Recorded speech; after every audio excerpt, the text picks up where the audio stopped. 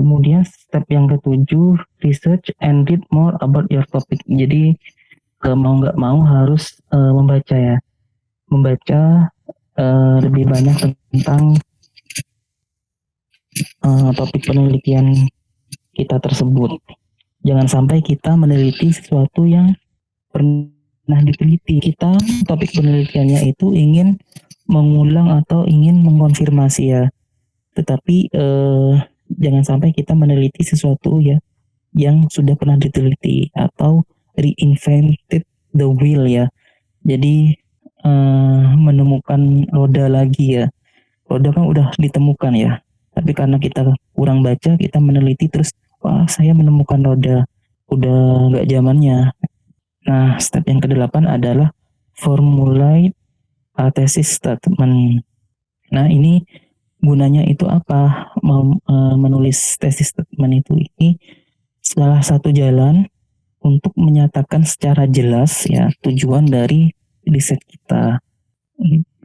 Terus apa yang ingin dijawab ya, dibuktikan atau yang ingin kita informasikan kepada audiens atau kepada pembaca ya terkait dengan topik kita. Nah, ini tujuan dari thesis statement. Nah, ini contohnya misalkan thesis statement dari Frank Leon Wright tadi. Kan ini Frank Wright's design principles, including his use of ornamental details and his sense of space and texture, open a new era of American architecture. His work has influenced contemporary residential design.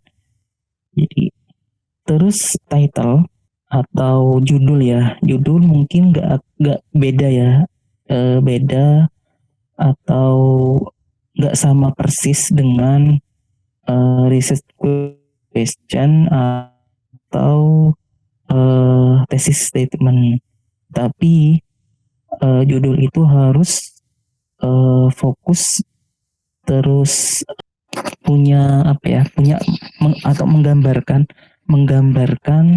dari penelitian kita, meskipun nggak sama persis tetapi menggambarkannya. Untuk mendapatkan topik riset yang baik, nah, kita ini harus bisa menjawab pertanyaan berikut ya. Yang pertama itu mengapa berarti ya, siapa yang peduli maksudnya dengan riset topik tersebut. Kemudian apa impact atau pengaruh dari penelitiannya. Nah, kita harus bisa menjawab nih. Kalau misalkan ada yang ditanya apa sih pengaruh atau impact dari penelitiannya. Nah, terus siapa sih, who cares gitu, siapa sih yang peduli, kenapa sih ini itu perlu dipedulikan dari penelitian ini. Terus apa sih batasan dari penelitiannya.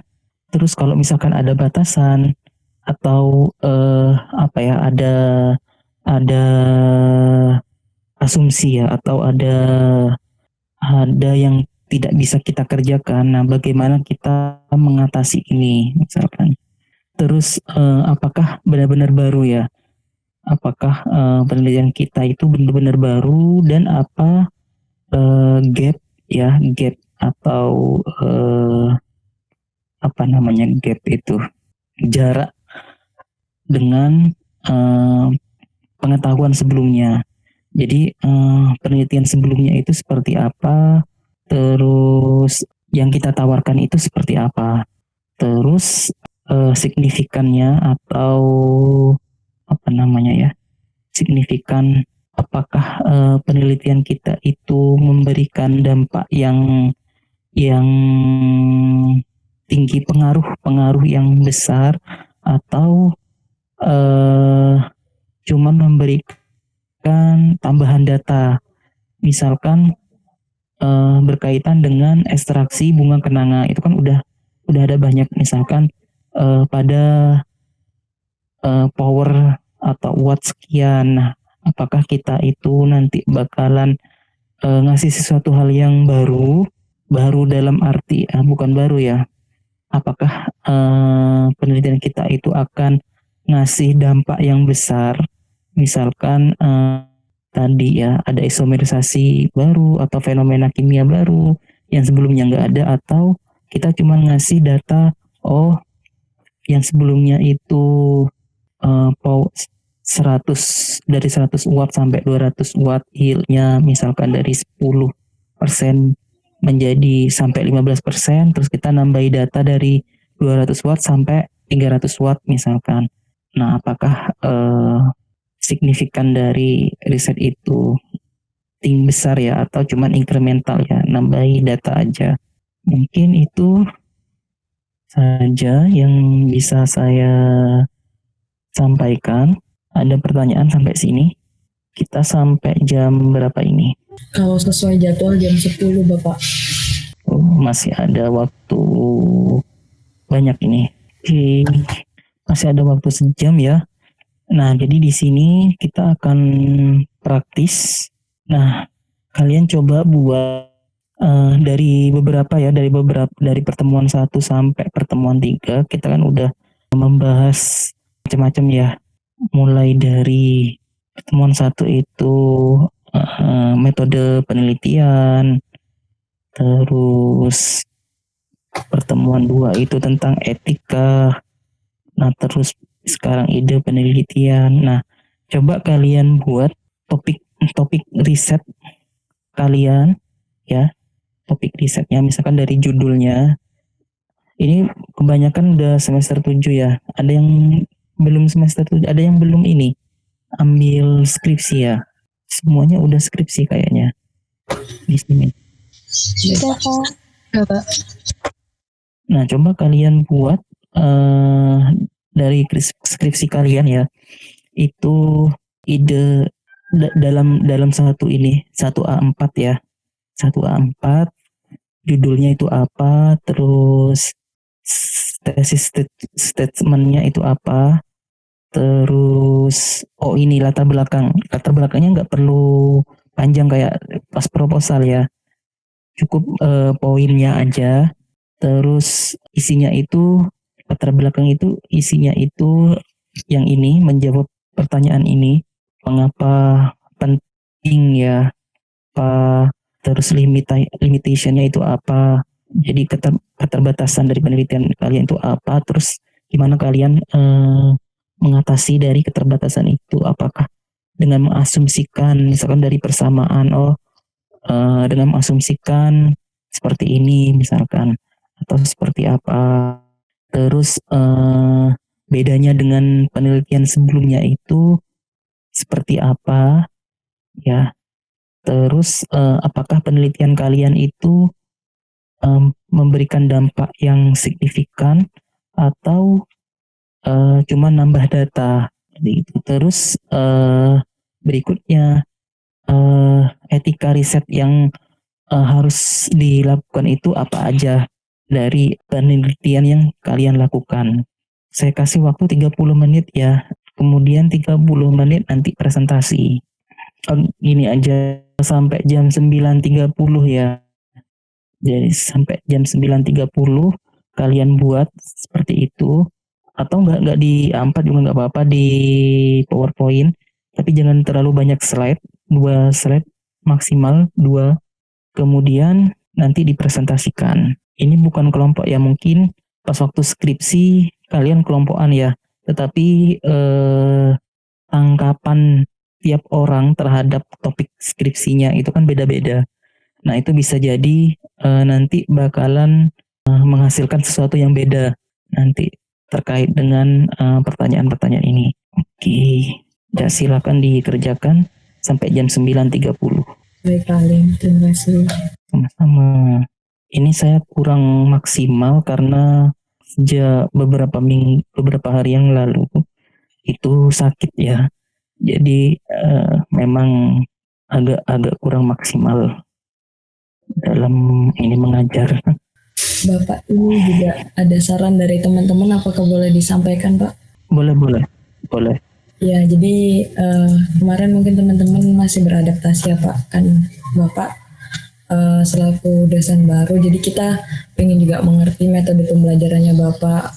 Mungkin kalau kelas offline memang seperti ini Pak, setiap SKS-nya itu memang harus ditempuh dalam waktu yang sama kayak gitu. Akan tapi kalau online gini biasanya banyak Bapak Ibu dosen juga menyesuaikan Pak. Jadi jikalau Bapak mengakhiri mata kuliah sebelum waktunya itu biasanya udah ada kesepakatan sih Pak. Itu nanti biasanya ditambahkan dengan tugas. Jadi kalau misalkan Bapak nantinya kelasnya berakhir sebelum waktu sesuai dengan SKS yang biasanya itu, kalau online gini menurut kami itu tidak apa-apa Bapak kayak gitu. Jadi Bapak mungkin tidak perlu kayak nggak enak hati kayak gitu kok.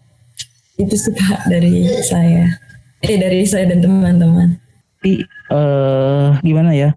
Saya juga merasa punya tanggung jawab sendiri untuk apa ya? Kan kewajiban saya memang mengajar dalam waktu ya apa namanya? Ya kewajiban saya untuk mengajar dalam waktu sekian gitu ya. Makanya saya berusaha semaksimal mungkin, maksudnya sebisa saya untuk memenuhi kewajiban tersebut sebenarnya itu. Oke, terima kasih untuk ini masukannya. Iya Pak Alim. Ini juga karena teman-teman juga ini ada terkendala sinyal kayak gitu, terus biasanya kalau misalkan Iya. metode lain mungkin bisa dari YouTube itu Pak, yang seperti awal Bapak sampaikan bahwasanya Bapak membuat video YouTube terlebih dahulu, kemudian kita menyaksikan dan mungkin untuk misal 1 SKS atau 2 SKS sisanya berada di ruangan untuk misalkan tanya jawab kayak gitu, dan hal-hal mana saja yang mungkin masih miss kayak gitu. Itu ini karena juga online juga sih Pak. Jadi mungkin saling memaklumi. Iya. Terima kasih Pak Iya. Alim. Ya itu saya belum sempat membuat videonya. Saya usahakan segera untuk membuat ini. Terutama untuk yang ini ya, yang kayak Dalpro, pengendalian proses ya di Dalpro itu, yang hitung-hitungan. Memang agak sulit ya kalau misalkan ngasih ngasih materi terus lewat slide ya, nggak bisa mempraktekkan langsung. Iya betul Bapak. Mungkin ini saran dari kami, mungkin nanti dikembalikan kembali ke Pak Halim. Terima kasih Iya. Pak. Terima kasih.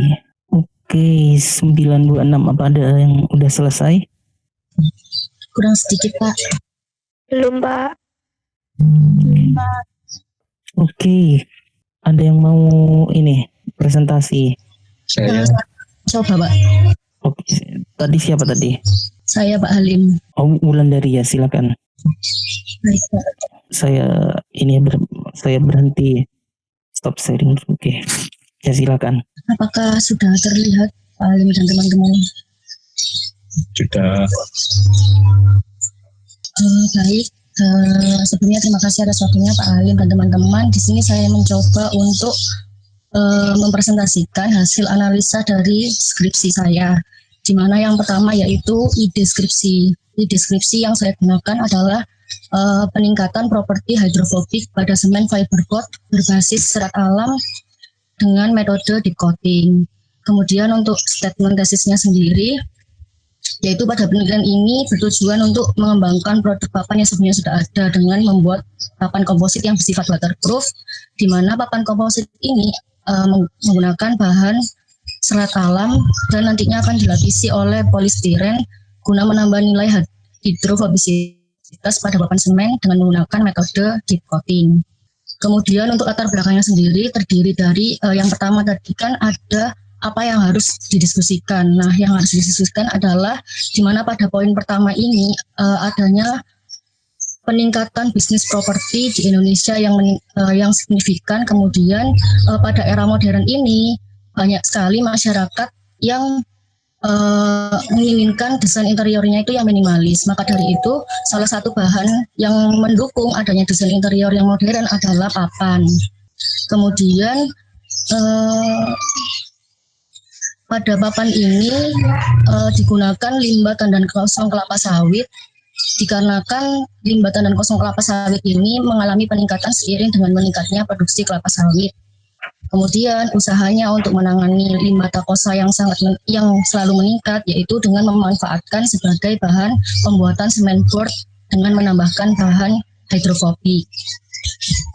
Kemudian menjawab dari apakah benar ini penelitian baru atau tidak. Pada penelitian ini yaitu penelitian yang mengembangkan penelitian yang sebelumnya sudah ada, di mana penelitian yang sudah ada yaitu papan komposit tanpa masih belum adanya peningkatan hidrofobisitas pada papan semen, sehingga pada penelitian skripsi ini ditambahkan material coating untuk menambah nilai hidrofobisitas pada semen. Kemudian batasan penelitiannya yaitu penambahan serata kosanya sebesar 6%, 8%, 10%. Kemudian dilakukan pada pencampuran komposisi rasio padatannya dan air sebesar 3:1. Kemudian ada variabel penculupan pada polistiren yaitu 1 menit, 5 menit, dan 30 menit. Kemudian uji yang dilakukan adalah uji densitas, uji kuat tekan, uji kuat lentur, dan analisa sudut kontak air. Kemudian dampaknya yaitu penelitian ini dapat berpotensi untuk mengurangi limbah kelapa sawit dan plastik berbahan polistiren serta menjadikan limbah tersebut bernilai yang jauh lebih tinggi. Itu Pak Halim. Gimana Pak Halim? Di sini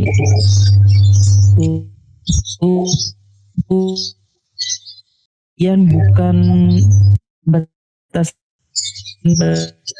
Mohon maaf Pak Halim, suaranya putus-putus Pak.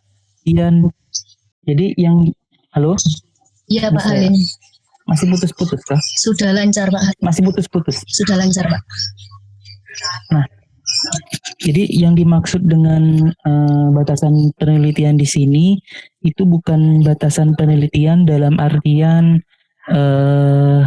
seperti kayak penelitian saya iya variabelnya atau bahan-bahannya itu diambil dari mana, tetapi lebih kepada kalau misalkan kita lebih kepada tantangan atau hambatan yang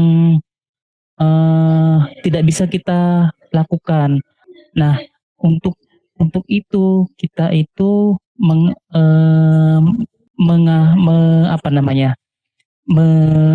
mengatasinya itu dengan oh ya udah berarti batasan penelitiannya itu cuman sekian. Jadi sebelum itu, sebelum ada batasan penelitian yang kita buat variabel itu kan ada alasan kenapa kok variabelnya seperti ini misalkan.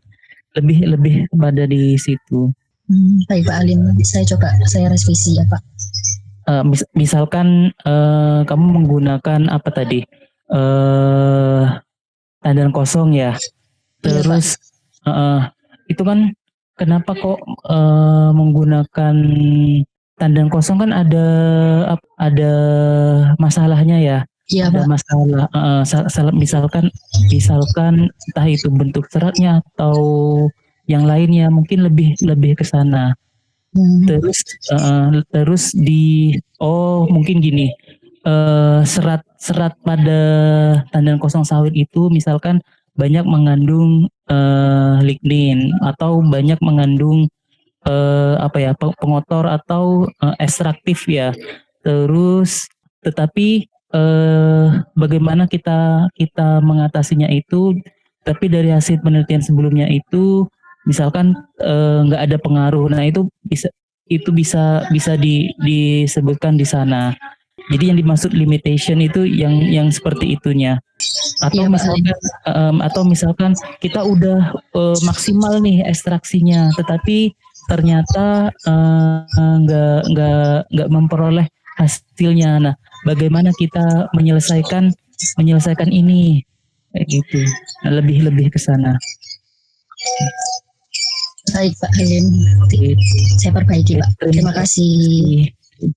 Terima kasih. Oh, untuk gap itu lebih kepada dari penelitian sebelumnya ya. Penelitian sebelumnya itu sudah apa? Nah, terus kita mau melakukan apa itu lebih disebut dengan research gap. Oke. Selanjut. Jadi untuk bulan dari ini tadi impact-nya adalah mengurangi dan membuat